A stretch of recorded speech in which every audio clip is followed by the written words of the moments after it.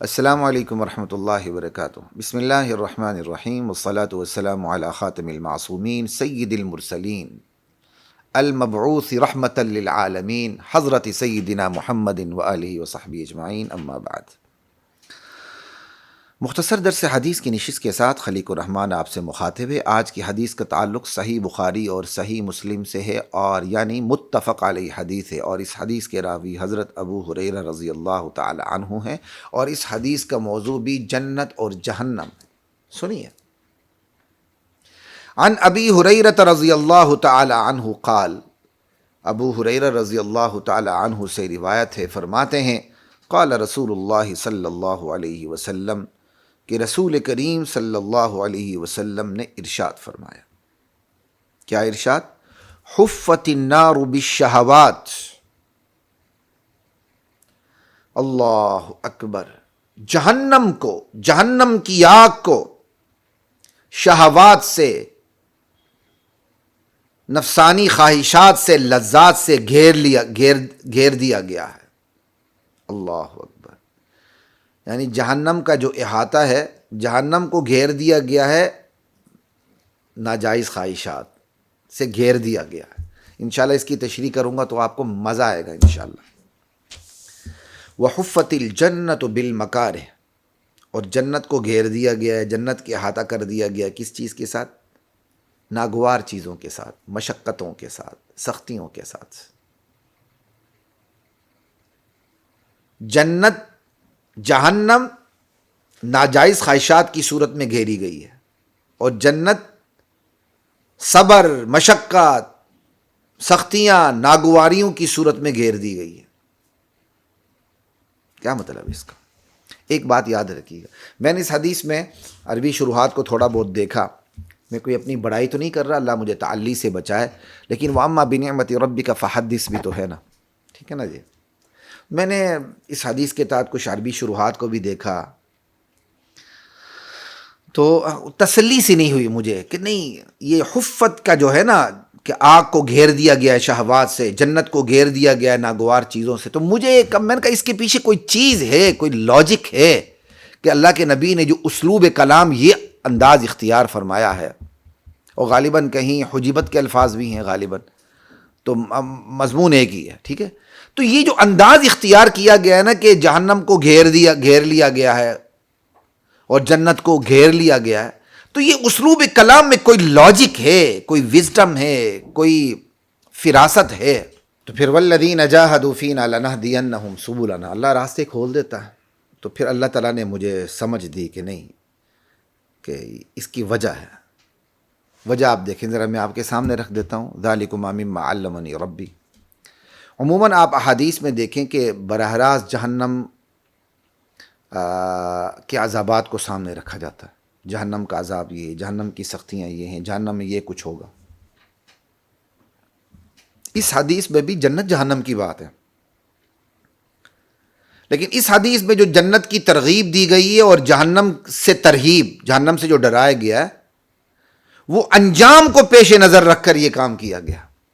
دیگر احادیث میں جو اسلوب ہے، اس میں براہ راست جنت کی ترغیب دی جاتی ہے، جہنم سے ڈرایا جاتا ہے، اور اس حدیث کا جو اسلوب ہے حفت سے، اور وفی روایت حجبت غالباً، تو حفت النار بالشہوات وحفت الجنہ بالمکارہ، جو اس حدیث میں حفت کا لفظ استعمال ہو رہا ہے، یہ دراصل اس میں جنت کی جو ترغیب ہے وہ انجام کے حوالے سے، اور جنت کی ترغیب انجام کے حوالے سے، اور جہنم سے ڈرانا بھی انجام کے حوالے سے۔ تو ایک طرف ترغیب ہے، لالچ انجام کے حوالے سے، اور ایک طرف ڈراوا ہے انجام کے حوالے سے، جہنم سے ڈراوا انجام کے حوالے سے، جنت کی ترغیب انجام کے حوالے سے ایک۔ اور دوسری بات اس میں ایک اور ہے، وہ یہ ہے تسلی، سمجھ آئی؟ وہ جنت کے حوالے سے، اس میں تسلی کا پہلو بھی ہے کہ بھائی جنت کو گھیر لیا گیا ہے۔ پہلے تسلی کا پہلو اس طرح کہ تمہیں مشقتیں اٹھانی پڑتی ہیں، تسلی رکھو، یہ مشقتیں ایک دن تمہیں یاد بھی نہیں آئیں گی، کیونکہ انجام اس کا جنت ہے۔ تو جنت کے حوالے سے پھر تسلی کا پہلو بھی آ جاتا ہے، ٹھیک ہے۔ تو یہ حدیث ہے، اس میں جنت کی ترغیب دی گئی انجام کے حوالے سے، جہنم سے ڈرایا گیا انجام کے حوالے سے. ذرا غور کیجیے گا. یہ انسانی نفسیات کو پیش نظر رکھ کے اللہ کے نبی نے بات کی. انسان کی ایک نفسیات ہے, وہ جب انجام کو دیکھتا ہے نا تو انجام اچھا ہو تو مشکل کام بھی کر لیتا ہے, اور انجام برا ہو تو نفس اس کی طرف لپکے بھی تو اس سے بچنے کی کوشش کرتا ہے کہ یار ابھی تو لذتیں ہیں, انجام اس کا بہت برا ہے. یہ بالکل ایسا ہی ہے جیسے والدین اپنے بچوں پر محنت کرتے ہیں کہ وہ اچھی ان کی سکولنگ ہو, اچھے وہ ایجوکیٹ ہوں دینی حوالے سے, دنیاوی حوالے سے. پھر اپنے بچوں کو سمجھاتے ہوئے یہ انداز بھی اختیار کرتے ہیں, بیٹا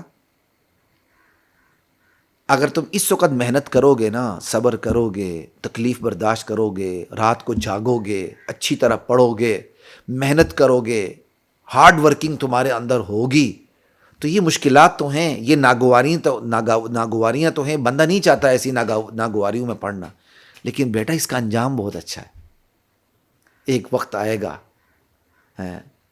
دولت بھی ملے گی, شہرت بھی ملے گی, عزت بھی ملے گی, دین بھی ملے گا, دنیا بھی ملے گی, انجام اس کا بہت اچھا ہے.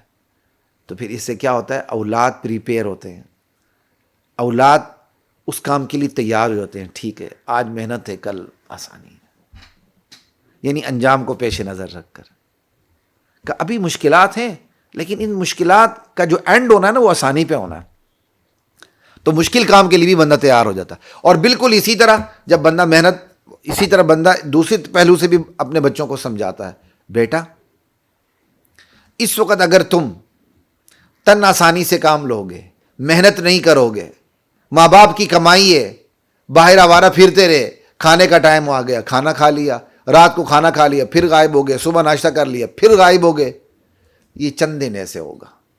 یہ لذتیں چند دن کی ہیں, اس کا انجام بڑا خطرناک ہے.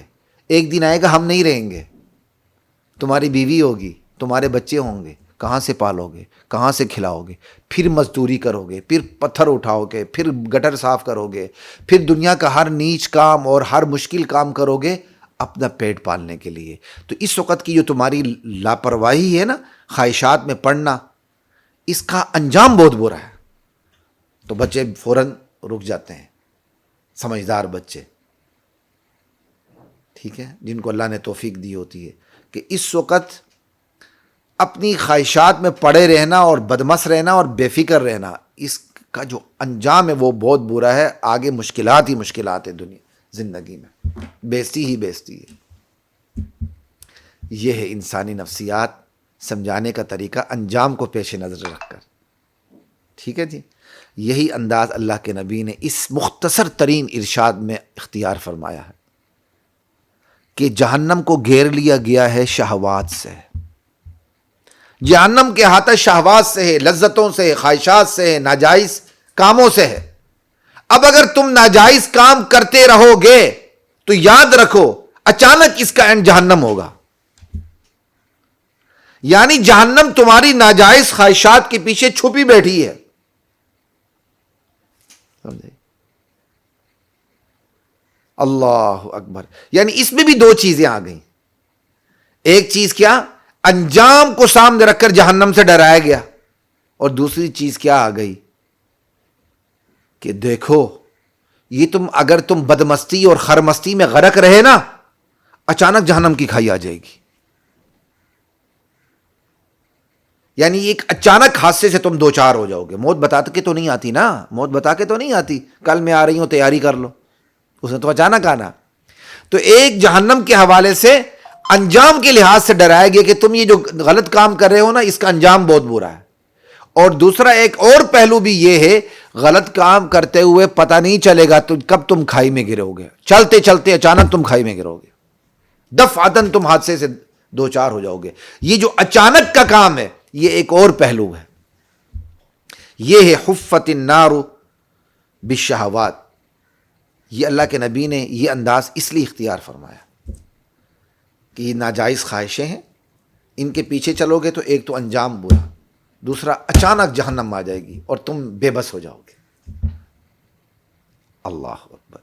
اسی طرح حفت الجنت بالمکارہ, جنت کو گھیر لیا گیا ہے مصیبتوں سے, سختیوں سے, مشقتوں سے, امتحانات سے, صبر سے, صبر علی المصیبہ, صبر علی الطاعہ, صبر عن المعصیہ، ساری چیزیں، ٹھیک ہے.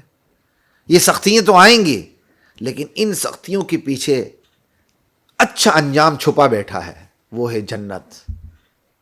تو کیا مطلب ہو گیا؟ ابھارنا، ان سختیوں کو برداشت کرنے پر ابھارنا ایک، اور دوسرا تسلی کہ یہ سختیاں ہیں، تسلی رکھو، ایک دن نہیں رہیں گی تسلی، ایک دن یہ سختیاں نہیں رہیں گی، ہمیش کی نعمت بری جنت ہوگی. یہ اس پر میں نے اس قدر اس لیے ٹائم لگایا کہ اس انداز سے مجھے عربی شروحات میں اس کی تشریح نہیں ملی کہ انجام کے حوالے سے آپ کو نبی علیہ السلام نے آپ کے سامنے جنت کی بات فرمائی ہے اور جہنم کے حوالے سے ارشاد فرمایا. تو میرے ذہن میں اللہ تعالیٰ نے جو بات ڈالی میں نے آپ کو بتا دی. اللہ کی ذات ہم سب کو، جس طرح ہم دنیا کے معاملات میں انجام کو سامنے رکھ کر نظم و ضبط سے کام لیتے ہیں، اپنی زندگی کو مینج کرتے ہیں، ہر بندہ کرتا ہے، جو نہیں کرتا وہ بیوقوف ہے. انجام کو سامنے رکھ کر اپنی زندگی کو ترتیب دینا، تو اس سے کہیں زیادہ ضروری یہ ہے کہ دینی حوالے سے اپنی زندگی کو ترتیب دینا. انجام کے حوالے سے، دنیا کے حوالے سے ہر بندہ اپنی زندگی کو ترتیب دیتا ہے، انجام کے حوالے سے. یہ جو بڑی بڑی کمائیاں کر رہے ہیں، بڑی بڑی دولتیں سمیٹ رہے ہیں سیاست میں، یہ کیا ہیں؟ اپنے انجام کو سامنے رکھ کر انہوں نے اپنی زندگی کو مینج کیا ہوا. تو دنیا کے حوالے سے اپنے انجام کو سامنے رکھ کر تقریباً ہر بندہ اپنی زندگی کو مینج کرتا ہے. ضرورت اس بات کی کہ یہ کرتے ہوئے اس سے کہیں زیادہ فکر ہمیں یہ ہو کہ ہم دین کو سامنے رکھ کر اپنی زندگی کو انجام کے حوالے سے اپنی زندگی کو مینج کریں. اور ایک اور بات بھی میں آپ کو بتا دوں، چلیں حدیث سے اس کا تعلق نہیں، لیکن چونکہ انجام کے لحاظ سے مینج کرنے کی بات آ گئی تو میں ایک آپ کو بات بتا دوں. بسا اوقات کسی اسلامک سکالر کی یا کسی بھی دانشور کی یہ تعریف کر دی جاتی، دیکھو جی اس نے زندگی پر دین کا کام کیا، اس کا تو اپنا ذاتی گھر بھی نہیں تھا، ہاں، اور اس بندے نے ذاتی گھر کی کوشش بھی نہیں کی، بس صرف دین کا کام کیا، بس یا صرف یہ آزادی کا کام کیا، یا بس صرف یہ مول وطن کا کام کیا. بھئی اگر کسی کا گھر نہیں ہے، وہ بیچارہ ہینڈ ٹو ماؤتھ ہے، تو اس کو آپ ایک آئیڈیل بنا کے گلوریفائی کر کے کیوں پیش کرتے ہیں؟ حدیث پہ صاف ہے، اپنے بچوں کو خوشحال رکھ کے جاؤ، بجائے اس کے کہ تم مر جاؤ، تمہارے بعد تمہاری اولاد بھیک مانگتی پھرے، ہاتھ پھیلائے. ایسا نہیں ہونا چاہیے. اس لیے بسا اوقات ایک بندہ بڑے فخر سے کہتا جی میرا گھر بھی نہیں، میرے ایک کمرے میں رہتا ہوں، میرا یہ میرا وہ. بھائی آپ نے محنت نہیں کی، دوسری طرف نہیں کی، اور اگر آپ محنت کرتے تو زیادہ اچھا ہوتا. یہ تو دین کا باقاعدہ کیا کہتے ہیں، دین کی ترغیبات ہیں کہ اپنی اولاد کو بیکاری بنا کے چھوڑ کے نہ جاؤ. ان کو دنیا کے حوالے سے بھی بندے کو اپنی استطاعت کے مطابق خوشحال رکھ کے جانا چاہیے. تو بات ہو رہی تھی انجام کے حوالے سے. ہمیں سب سے پہلے انجام کو سامنے رکھ کر اپنی دین کی زندگی کو ترتیب دینے کی ضرورت ہے، پھر اس کے ساتھ ساتھ انجام کو سامنے رکھ کر اپنی دنیا کی زندگی کو بھی ترتیب دیں. بسا اوقات ایک دنیا دار جب دین کی طرف آتا ہے، وہ پھر دنیا کے تقاضوں کو بالکل بھول جاتا ہے، وہ پھر گھر کے خرچوں کو، نان و نفقے کو بھی بھول جاتا ہے. ایسا نہیں کرنا چاہیے، یہ بالکل غلط طریقہ ہے، افراط و تفریط ہے. دین آپ کو دنیا کمانے سے منع نہیں کرتا، دین آپ کو دنیا میں غرق ہونے سے منع کرتا ہے. السلام علیکم ورحمۃ اللہ وبرکاتہ. وَلَقَدْ أَنزَلْنَا